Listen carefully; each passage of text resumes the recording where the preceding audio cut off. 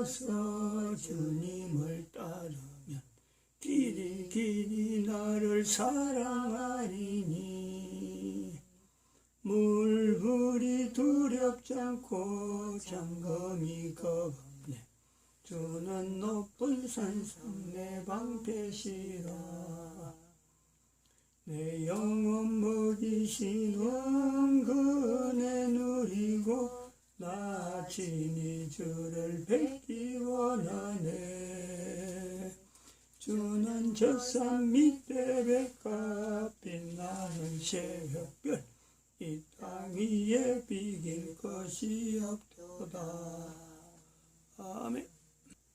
하나님 말씀 창세기 2장입니다. 창세기 2장 24절 말씀 한 절 합동합니다. 이러므로 남자가 부모를 떠나 그 아내와 연합하여 둘이 한 몸을 이룰지로다.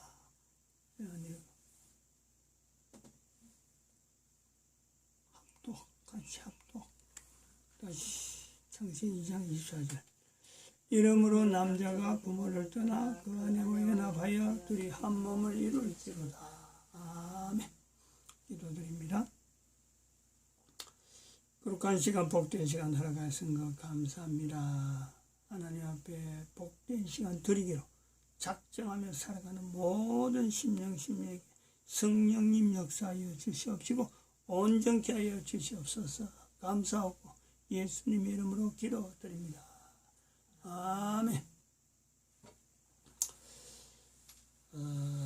2020년 지금 12월 13일입니다. 세계 정세가 엄청나게 변화되어 있으므로 2020년 11월 달부터 이렇게 변화될지 모르고 우리가 지나왔는데 지금 상황이 어떤 상황인지를 나타내려고 지금 이제 유튜브를 준비했습니다. 진자유 TV에서 나오는 미국 텍사스, 미국 대부분 텍사스 소송 기각된 거, 또 한편 같은 그 내용인데 진자유 TV 다음에 공병호 TV도 보여주게 될 겁니다. 똑같은 주제이기 때문에 또 다르게 이야기한 내용을 보고 참조할 내용이 있다 이래 봅니다. 미국 대선에서의 선거 소송이 연방대법원으로 향하고 점점 덩치가 커지면서 자유보수 진영과 트럼프 대통령에게 뭔가 큰 기대감을 갖게 했는데 한국 시간으로 오늘 새벽, 미국 시간으로 12월 11일 금요일 저녁 연방대법원에서 텍사스주가 제기한 소송을 기각했다는 소식이 긴급하게 전해졌습니다. 진자유TV는 어제 오늘 아침 방송을 제작하고 오늘 10시 30분에 자동으로 게시가 되도록 했는데 아침에 저도 이와 같은 연방대법원의 기각 소식에 당황했습니다. 한편 연방대법원의 기각이 트럼프 대통령에게 계엄령을 내리라고 시그널 보낸 것 같다고 말씀하시는 분들도 있는데 정확한 상황을 한번 짚어보겠습니다. 긴 말로 설명할 필요 없이 연방대법원이 텍사스주의 소송을 기각한 이유는 헌법 제3조에 따라 텍사스주가 재판 청구인으로서의 자격 또는 지위가 부족했기 때문이라고 했습니다. 즉 텍사스주는 소송의 피해자나 당사자가 아니라는 의미입니다. 연방대법원의 기각 원문을 보면 텍사스는 다른 주가 선거를 실시하는 방식에 대하여 법적으로 인정할 수 있는 이해관계 당사자라고 볼 수 없다는 뜻입니다. 이 대법원의 기각 결정은 단지 소송을 제기하는 당사자의 적격성만을 판단한 내용이 담겨 있으므로 연방대법원이 텍사스 주의 소송을 기각한 것이 최종적인 선거소송에 대한 기각으로 오도하는 사람들이 있지만 그건 사실이 아닙니다. 단지 연방대법원은 텍사스 주가 나설 일은 아니라는 점만 분명히 한 것입니다. 그 외에 이 결정문에서 우리가 얻을 수 있는 다른 정보는 없습니다. 하지만 부정선거를 바로잡을 어떤 긍정적인 내용도 확인할 수는 없었습니다. 연방대법원이 트럼프 대통령에게 계엄령을 내리라는 시그널이라고 해석하는 것은 더더욱 위험합니다. 하지만 모든 판사가 만장일치로 기각을 한 것은 아니었고 알리토 대법관과 토마스 대법관은 텍사스 고소를 승인했습니다. 이미 알려진 바에 따라 아시겠지만 미국 대통령을 결정하는 최종적인 시점은 1월 20일 취임일 당일입니다. 그 전까지의 절차 즉 12월 8일 선거인단 선출기한은 이미 지나갔고 12월 14일 선거인단이 상원에 모여 대통령을 선출하는 절차와 1월 6일 연방합동의회에서 선거인단의 투표를 개봉하고 대통령 선출인을 승인하는 절차는 연방헌법이 아닌 실무적인 내용을 담은 절차법을 담긴 내용에 지나지 않습니다. 그러므로 1월 20일 대통령이 취임하기 전까지 사법 절차를 통해 적법한 이해 당사자인 트럼프 대통령이 계속 재판을 진행하고 연방대법원에 소송을 진행할 길은 아직도 열려있는 것도 사실입니다. 한편 트럼프 캠페인의 법률팀을 이끌고 있는 전 뉴욕시장 루디 줄리아니는 이 사건을 기각하기로 한 법원의 결정이 끔찍한 실수라고 생각한다고 말했습니다. 그는 이 결정이 최악인 것은 기본적으로 연방대법원이 자신들은 이 사건에서 벗어나고 싶어 했다는 것입니다. 그리고 그들은 청문회를 하고 싶어 하지 않고 미국인들이 사실을 듣는 것을 원하지 않습니다. 라고 말했습니다. 줄리아니는 연방대법원이 법적인 지위를 근거로 사건을 기각했기 때문에 대통령과 일부 유권자들이 같은 사실을 주장하면서 지방법원에 또 다른 사건을 제기할 수 있다고 덧붙였습니다. 이러한 사실은 해결되지 않는 한 역사에 남을 것입니다.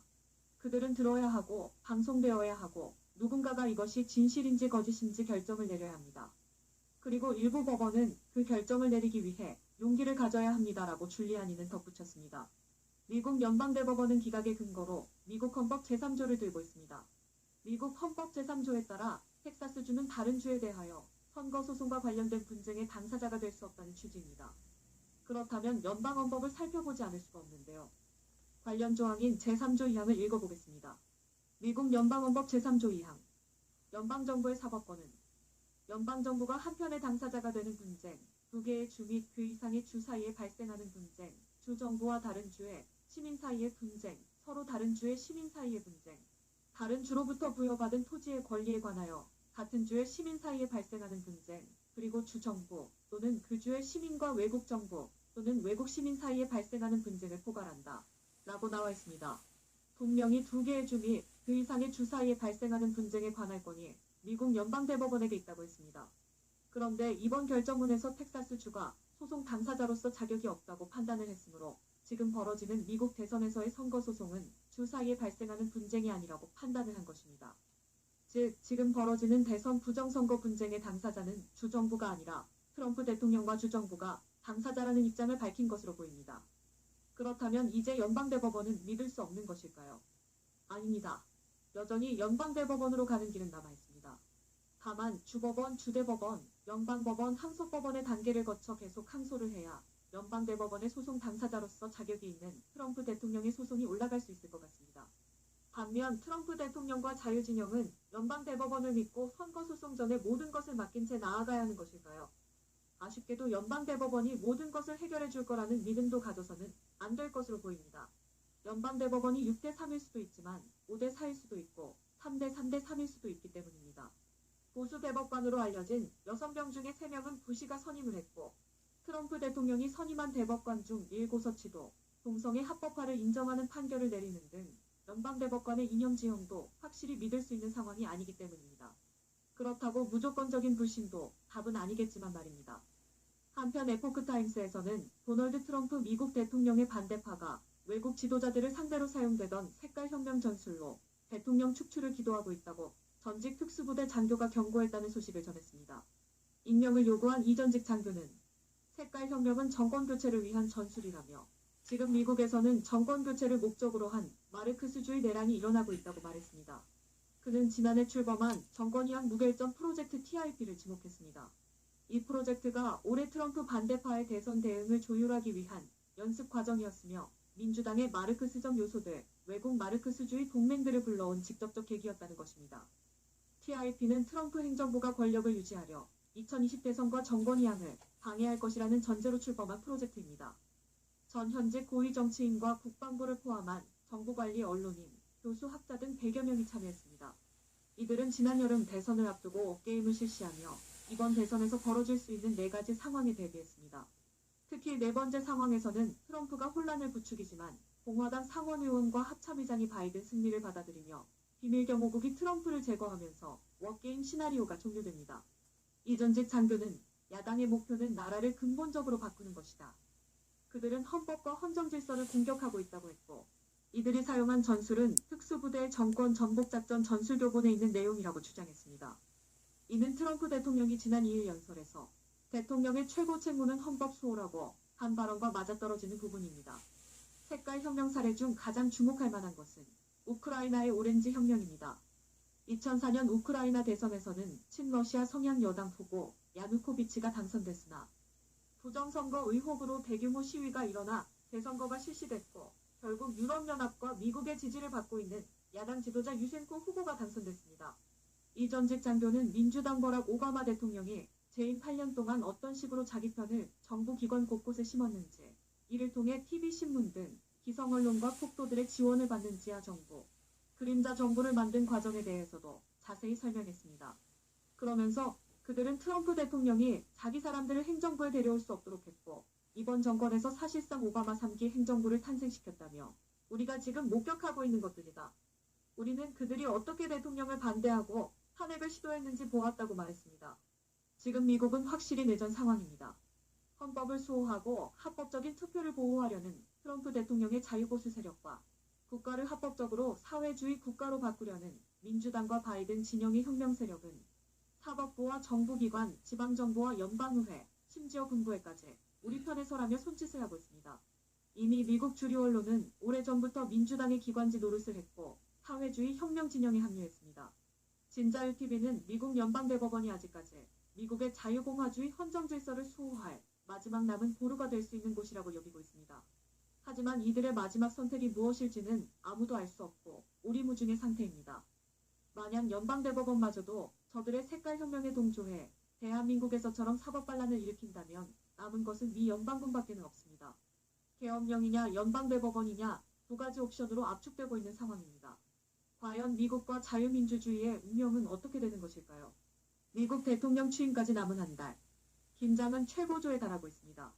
그럼 여기까지 진자유TV를 마치겠습니다.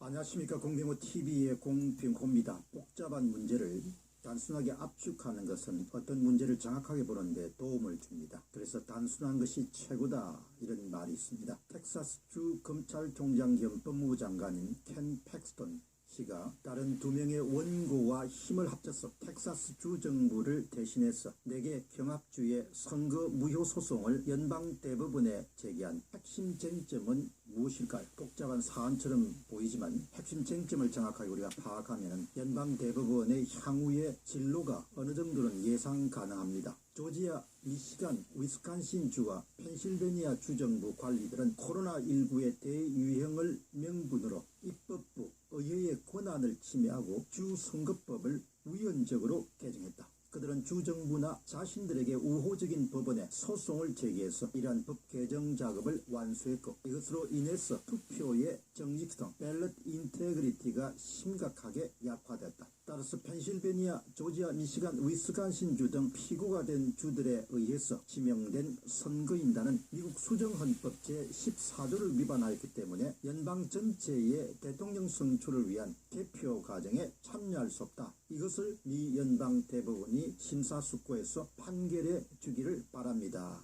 이것이 바로 중요한 내용입니다. 여기서 미국 수정헌법 제14조는 원래 노위 출신 흑인과 그 후손의 권리를 보장할 목적으로 규정된 것인데 적법 절차 조항과 평등 보호 조항이 포함되어 있습니다. 이 두 가지 가운데서 여러분들은 특별히 두 번째인 평등 보호 조항에 주목해 두시기 바랍니다. 이번 대법원 판결에서도 미국 수정헌법 제14조 평등 보호 조항 Equal Protection 클로즈가 중요한 판단 기준이 될 것으로 예상됩니다. 다시 이야기하면 유사하게 처한 사람들은 합리적 이유 없이 다르게 대우받거나 처우받는 것을 금지한다. 기본권 행사에 있어서 모든 유권자들은 동일하게 대우받아야 된다는 것을 이야기합니다. 이것을 위반했다는 것이 이번 소송의 중요한 핵심 포인트 가운데 하나입니다. 주들 사이의 분쟁은 대부분이 원래 관할 몇 안 되는 사건들 가운데 하나로서 하급법원이 먼저 사건을 심리할 수 없기 때문에 텍사스 주정부는 곧바로 미 연방 대법원에 회수하게 된 것입니다. 다음은 예상되는 주요 쟁점들입니다. 펜실베니아 주의 하원 의장과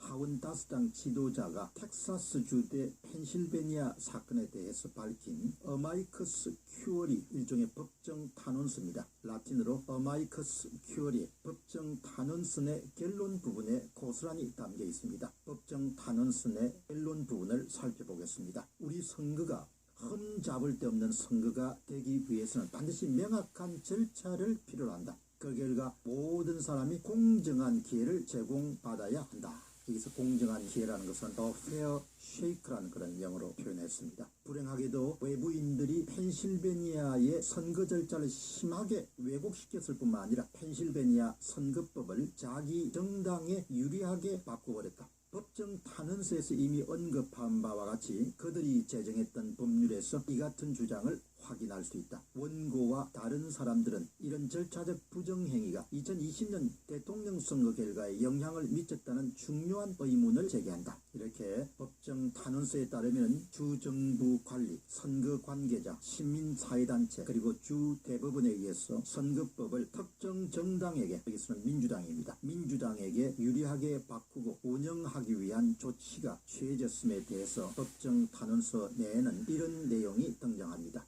어떻게 주정부 관계자가 법을 자신들에게 유리하게 바꿔버렸는지에 대해서 간단명료하게 지적을 하고 있습니다. 펜실베니아주의 선거 절차에 대한 사법 외적 공격은 모든 곳에서 시작되었다. 코로나19를 구실로 삼아서 충분한 자금 지원을 받는 전국의 유권자 단체들이 펜실베니아주의 선거 절차에 대해서 모든 면에서 소송을 제기했다. 이것을 빈미로 펜실베니아 주 정부는 펜실베니아 주의 선거 절차를 보호하는 의무를 포기하고 말았다. 그리고 주 정부는 선거관리 당국에 사법 외적 지침을 제공했다. 마침내 이러한 노력들은 명백하게 연방 헌법이 준수하기를 요구하는 조건들을 위반하는 형식으로 펜실베니아 주 대법원에 의해서 합법화되었다. 모두가 다 힘을 합쳐가지고 민주당에 유리한 그런 법을 개정시켜버린 겁니다. 결국 모두가 부정선거를 하기 위해서 짜고 치는 고스톱을 했다는 이야기입니다. 부정선거를 위해서 법을 개정하는 기반 조성 작업을 펜실베니아 주정부의 관계자들 중심으로 해서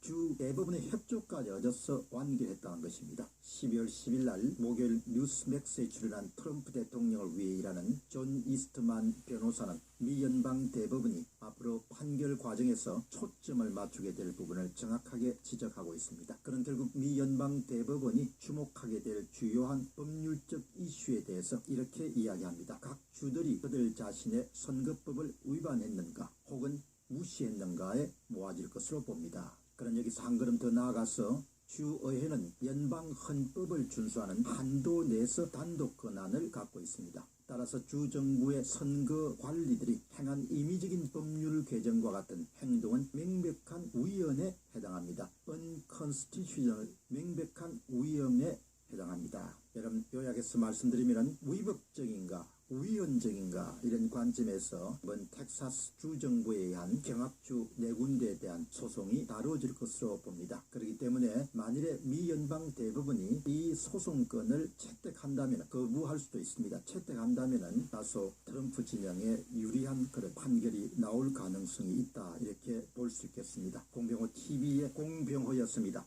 감사합니다. 미국의 2020년 11월 3일 대통령 선거 이어 나타난 부정선거 정황과 여러 가지 증거들, 이를 처리하는 미국의 모든 시스템, 그 중에 마지막으로 볼 수 있는 부분이 이제는 연방 대법원에서 결정, 요걸 기대를 하고 지금까지 트럼프가 부정선거라고 주장하면서 나왔는데, 지금 연방 대법원이 이 사건에 대해서 좀 소극적이다, 피하려고 한다 하는 부분도 있고, 한편으로는 다르게 접근하면 또 법원에서 요게 채택할 또 우려가 또 요소가 있다 하는 것 있습니다만은, 그러나 연방법원이라고 하는 이거는 결국 시간입니다. 시간이 얼마 남지 않았어요. 1월 며칠 날까지 이게 결정이 다 돼야 되는데 날짜가 정해져 있거든요. 이렇게 미국이라는 나라가 흔들릴 정도로 간다라고 하는 것은, 더구나 전 세계 사람들은 이걸 몰랐잖아요. 2개월 동안에, 2개월 전만 해도. 그러면 이 사건 통해서 알아내야 될 것은, 분명한 것은 또 다른 길이 있다라는 거고, 그 길은 미국이라는 나라의 존령 자체가 과연 유지될 것인가 말 것인가, 요거하고는 연결되는 거고, 그럼 요렇게 되기까지에 왜 이 미국 선거라고 하는 이 사건은 도대체 어떤 내용 때문에 여기까지 왔느냐, 여기까지 앞으로도 어떻게 갈 건가 할 때는 지금 우리가 나타내려고 하는 인류 종말 시대를 가는 이 흐름에서 봐야 된다 이래 봅니다. 사탄이라고, 사탄이 위치해 있는 시대마다도 사탄이 그 활용하던 그 장치, 시스템, 이런 조직은 항상 있었는데 1500년 동안, 590년부터 2012년까지 할 수 있는 1500년 동안 교황제도가 존재된 것에 대해서 온 인류는 사탄의 위치라 하는 이 위치를 인지를 해야 돼요. 사탄이 인류와 같이 있구나. 사탄이. 그리고 사탄이 인류와 같이 있다는 것은 결국은 사탄은, 창세기 3장의 이 사탄은 모든 인류와 현재적으로, 한 개인과 현재적으로 동행입니다. 현재적으로. 억지로 지는 인간과 같이 가려고 하는 거고, 인간은 억지로 참 예수 그리스도를 떠나서, 하나님에서 떠나서 사탄에게 붙을 수밖에 없는 인간 개인의 어떤 선택도 있어요. 요거를요, 인간들이 인정을 해야 돼, 인정을. 이번에 2020년 미국의 부정선거라고 하는 이 선거에 통해서 이 시대가 2012년의 시점을 통해서 더 이상 교황제도를 인류 사회에 두면 안 된다 하는 이런 인지가, 이런 인식이 필요하므로 미국이라는 나라가, 한 나라가 뜻밖에도 지금 이 사건하고 나타나서, 이 사건하고 연결되어서 지금 나라가 두째가 아니면은 산산조각 납니다. 산산조각. 그럼 전 인류는 한번 생각을 해보죠. 미국이라는 나라가 작은 나라라서, 뭐 몰라도 되고 산산조각 나도 될 나라라서, 내가 지금 쉽게 미국 산산조각 난다, 날 수도 있다, 이런 말을 하는 건가요? 이거는 각 나라가요, 어느 나라든 관계없습니다. 모든 나라에게는요, 끔찍하죠, 끔찍한. 미국이라는 나라가 깨진다든지, 미국이라는 나라가 전쟁으로 들어간다. 옛날 링컨 시대 남북 전쟁하고는 또 다릅니다. 이거는 현재 미국의 위치는, 그 당시에 미국은요, 사실 인류사에서 뭐 있으면 있고 없으면 없는 거예요. 근데 지금은 미국은 다르죠. 조금이라도 무슨 한 주라도 우리 별도로 하겠다 하면요, 이거는 인류사에 미친 영향이 직접적으로 오는데, 지금은 연방 대부분이 이걸 좀 손을 놨다는 거죠.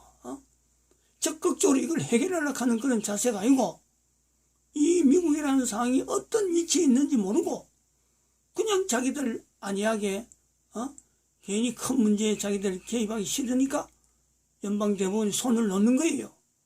대한민국의 대부분이 박근혜 탄핵할 때 일어나는 사건하고 똑같아요. 대한민국, 미국하고 지금 현재 같은 지금 배를 탄 현재란 말이에요. 대한민국 망했다 해서부터 넘어오는 거죠. 대한민국 망했다. 2020년 2월 20일이 개인적으로 받았고, 2020년 6월 1일 날 미국 망했다. 분명히 표현했습니다.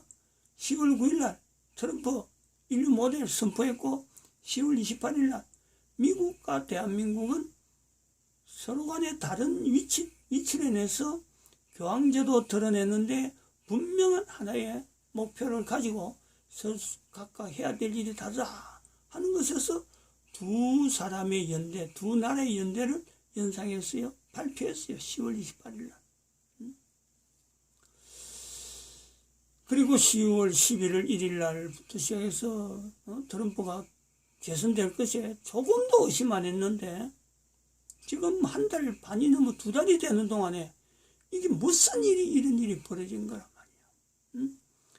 2020년 2월 달로부터 나타나는 코로나 전염병, 2020년 코로나 전염병, 그리고 11월 3일에 미국 대통령 선거 부정선거, 2012년 인류 종말 시대를 선포한 것에 하나님의 역사다. 하나님께서 지금 이 일을 개입하고 계신다. 모든 인류는 다 같이 인지해야 됩니다. 모든 인류는 미국을 통해서 나타내는 교황제도 붕괴에 대한 인류 전체 전쟁의 상황을 이걸 인지를 해야 된단 말이에요. 이 아침에 이 표현이, 그래서 오늘 2020년 12월 13일 새벽부터 똑같은 내용을 이야기합니다만은 조금 멘트는, 저희 멘트는 좀 다르죠. 정말 이걸요, 인류들이 지금 오는 이런 사태에 대해서, 미국의 이런 상황에 대해서요, 모르고 지낸다 하면은, 사실은 인류 전체에 대해서 그 사람은요, 존재할 가치가 없는, 뭐 그런 일이 있었어 하고 지낸다면요, 그 사람은 인류 전체로 볼 때는 존재할 가치가 없습니다. 왜냐하면 향후의 인류는 앞으로 이보다 더한, 미국의 어떤 붕괴, 이것보다 더한, 교황제도 종말되고 교황제도 붕괴되고 나면은 그보다 더한, 이제 사탄이 직접적으로, 사탄이 이제 더 이상 교회 이름을 쓰지 않고 사탄 이름을 분명히 이야기하면서 등장한단 말이에요. 마태복음 4장, 누가복음 4장에 예수님 앞에까지 당당하게 등장하던 그 사탄이 인류 앞에 당당히 등장할 때가 있단 말이에요. 계시록은 바로 이걸 가지고 해석을 해야지, 이런 내용 없이 그냥 막 문자만 가지고 해석하면 안 돼요. 예수님 오실 때가 얼마 안 남았단 말이에요. 예수님 오실 때가. 요 그림과 더불어서 2012년, 3008년, 요 연대 1000년을 두고 이 사이에 일어나는 벌어지는 일, 3008년은 정확하지 않는 겁니다. 3000년 정도 여유를 달라 하는 입장에서 3008년이지, 이것이 100년이 당장에 100년 앞으로 오든지, 안 그러면 50년 앞으로 올지 내년일지도 모르는 거예요. 적어도 인류가 회개할 시간은 달라 해서 지금 하나님 앞에 떼쓰듯이 해서 1000년 주세요 하고 3008년 한 것 때문에, 노아 방주 시대의 그 선포, 그것이 현재적으로 보고 네피림이 그 당시에 있었다면은 인류사에는 계속해서 그 사탄은 인간들의 그 조직이나 개인을 통해서 지금까지 역사하고 있었고, 지금도 한 가정에서, 한 개인에게서 사탄은 언제든지 역사하는, 개인으로 하여금 하나님을 떠나게 만드는 일은 하고 계신다. 요걸요, 인지가 필요하다. 이런 인지가. 이런 내용을 통해서 미국의 지금 현재 상황을 어떻게 해석해야 될 건가 하는 것은 아마 내일 새벽, 2020년 12월 15일 새벽에 또 다른 하나의 유튜브를 제가 보여주려고 합니다. 마칩니다. 기도드립니다.